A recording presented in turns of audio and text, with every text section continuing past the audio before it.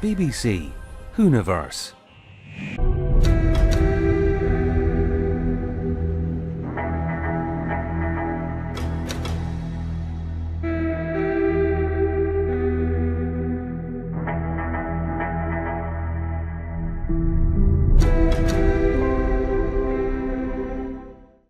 As a guardian, my key job in life is to watch over the world in many different ways.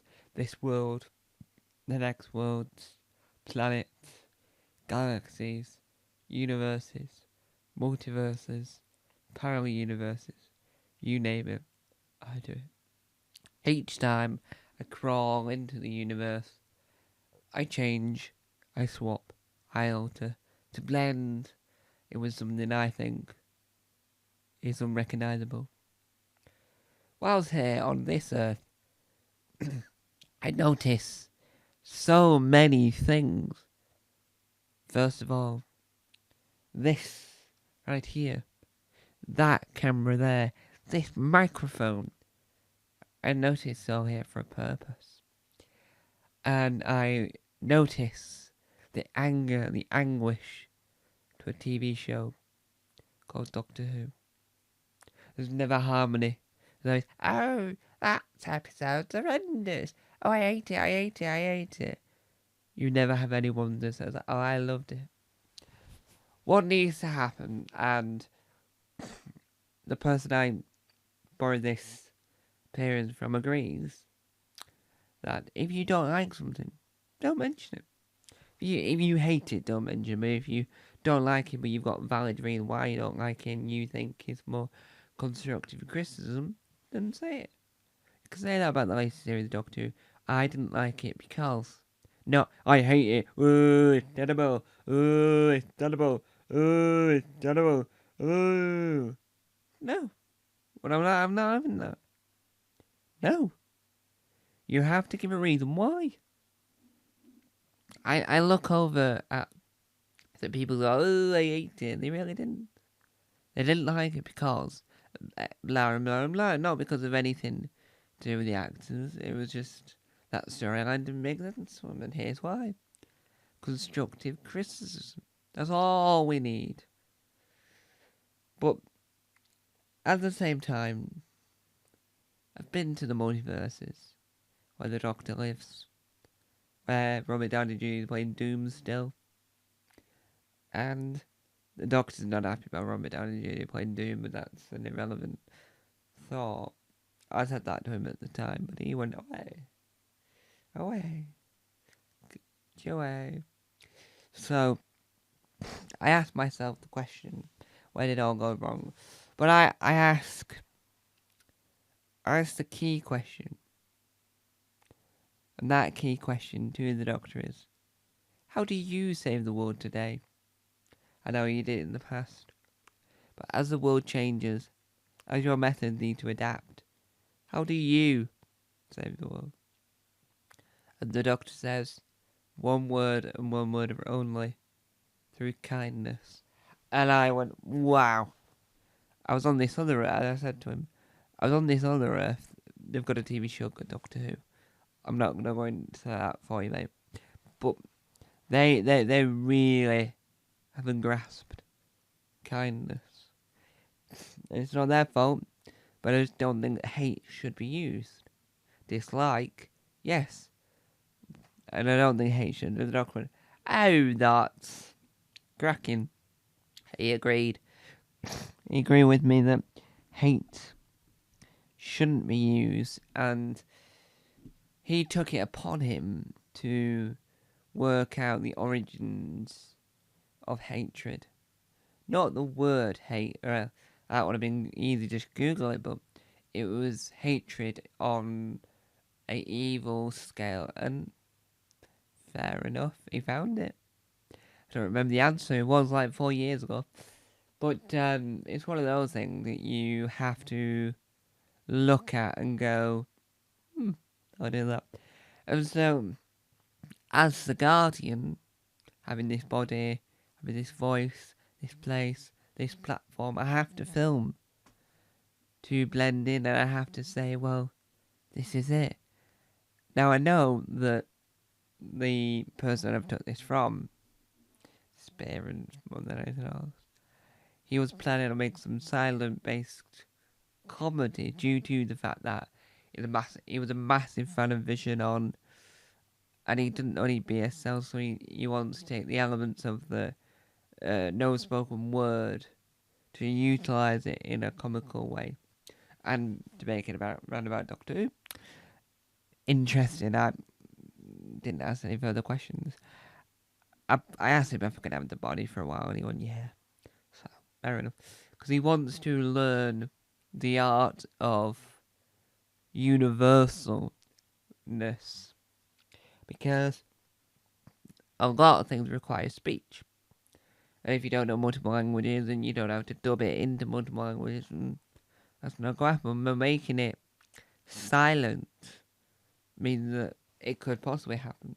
You'll have to do an audio description version separately, but it would work because I know he's trying to work out more ways of making things without needing to say anything, because he wants to develop and learn other ways of making interesting films and interesting projects that doesn't require dialogue, because that's an area of the market that he doesn't think is tapped enough. But he wanted to be different to your Charlie Chaplin than your Laurel and Hardy's, Oliver Hardy, Sam Laurel and Oliver Hardy.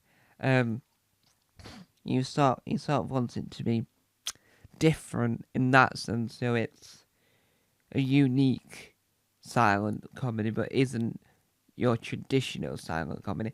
And I thought, you're never going to get that in the Doctor Who world. That's not going to happen. But the Weeping Angels went perfectly in audio, and they don't say anything, so good work. Could work. Well, you would hope it works more than anything else. But as I said to him, Doctor Who is a franchise that deserves creativity. You don't get that much else in other franchises, but the fans of Doctor Who, the fans of Taskmaster are incredible, right? Not just commitment to the show with tattoos, but commitment to create. So, Doctor Who, for example, which is the hardest one of the two, you look at fan films, you look at fan series, fan audios, fan comics, fan magazines, fan everything. And the Incredible Fan podcasts are a little bit... There's a lot of them. And some of them are better than others, but there are a lot, so I can't really comment on that one. I know that the person I stole this body from, borrowed the body from, also has a podcast, so I don't want to go into that. But the fan series, so there's two ways of doing a fan series. You either have a great story with a brilliant budget and you can do pretty much what you want and it looks stunning, or you have a terrible budget so it looks awful but you have an excellent story.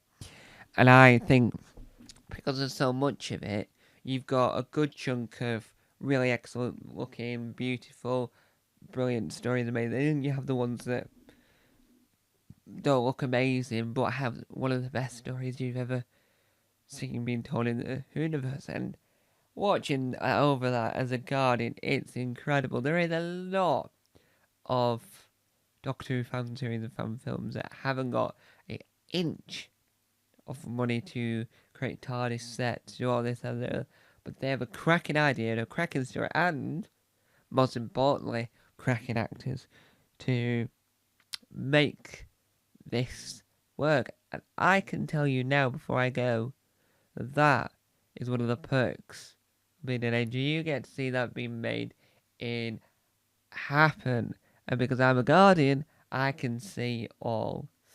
Right, well, I've got to say tatty bye. I've been told that for a while now this will be my last foray into online mediums, it seems. Not my choice, I'll be honest. not my choice at all, but because I've said a few words that the body from isn't too happy with it because he would say it in a completely different way than that, and I'm trying to blend it on. Oh, yes.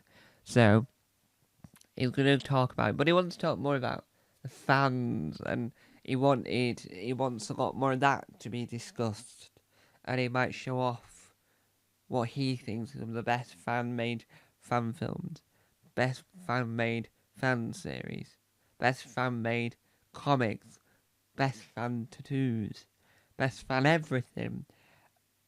And one day he will realise that if he ends up mumbling like that, it means that its time's nearly up and he's going to waddle off. But I do want to make it clear, I am not one of those angels that gets wings. I'm a guardian. I am the all-seeing eye. I might return in a different capacity. I hope they don't try and shoehorn me into Doctor Who Earthbound. That's Albert Falpott's domain. Albert Falpott plays the narrator. Didn't know. I didn't know that until it turned up and Dom told me. It's like, what? That Albert Falpott? He's like, yeah, that Albert Falpott. I mean, I don't want to be rude about him, but yeah. And I went, tickle me stupid and call me Pink Floyd. Wow. And so, never be hateful, Doctor Who fans. Just disagree and tell us why.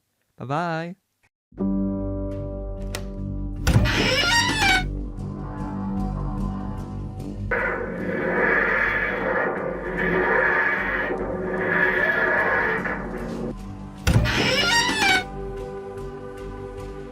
Don't forget to subscribe to the official Tom Mason YouTube channel